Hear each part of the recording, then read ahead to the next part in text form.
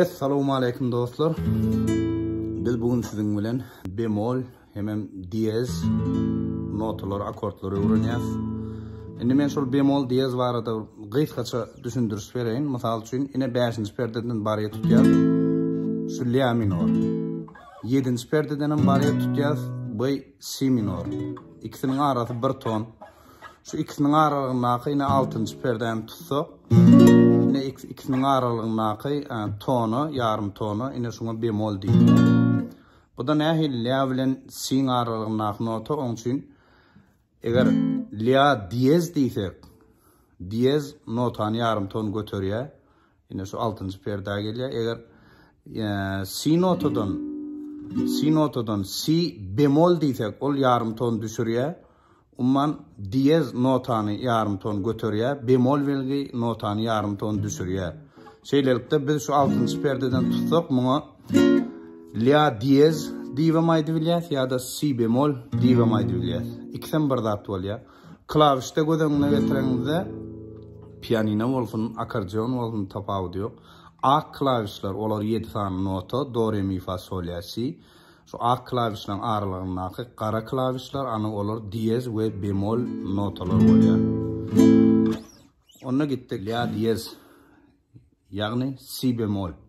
Şu haýtyny atlandyrsagan bolýar. Şu ady la diyez diýsegem bolýar, si bemol. Bu näl tutýar? 6-njy perdeden barýa tutýar, 6-njy perdeden.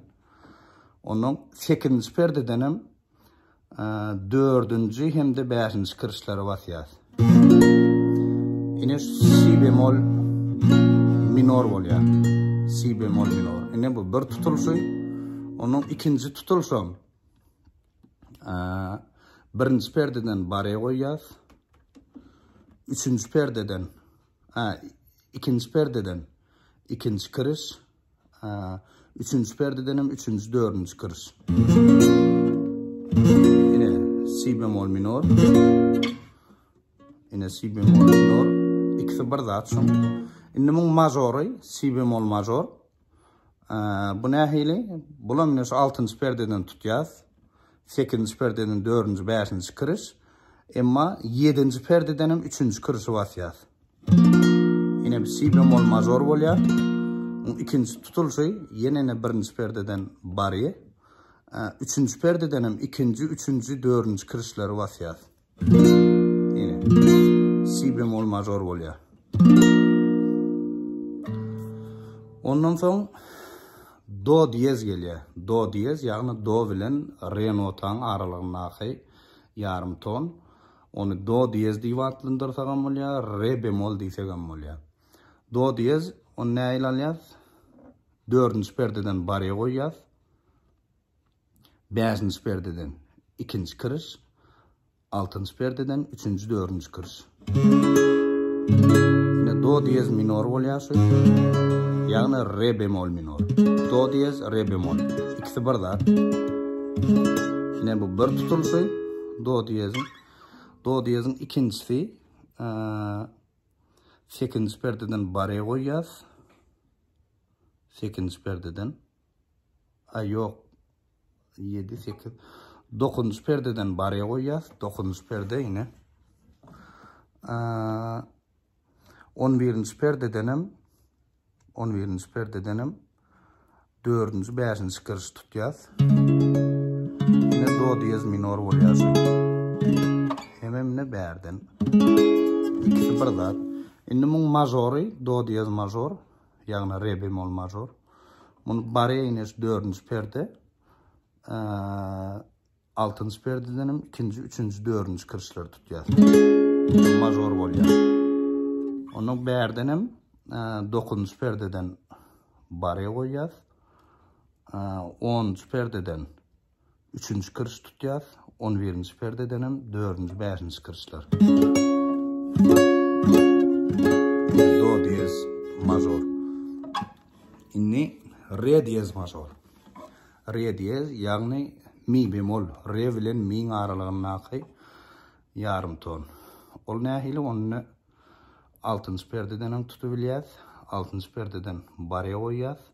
7-nji perdeden ikinji kiriş. 8. perdeden 3. 4. kırış. Re diyez, yani mi bemol bolya. Minor. Re diyez minor. Şimdi bunun majorum 6. perdeden bari 8. perdeden 2. 3. 4. kırış. Re diyez bolya. Re diyez yani mi bemol bolya. Inni bir mi fa diyez. Fa diyez yani sol bemol. Fa bilen sol notan aralığındaki notu. Sol bemol. Onu mine 2. perdeden bari koyacağız. 2. perde. Onu 4. perdedenim 4. 5. kırış. Yine fa diyez minor bolyası. Fa diyez minor. Yani sol bemol minor. İnni sörde 3. perdedenim 3. kırışı bassak. 3. perdeden 3. kırışı bassak. Bu da fa diyez major bolyası. Major bu barmağı ayırsagan minor bolyası.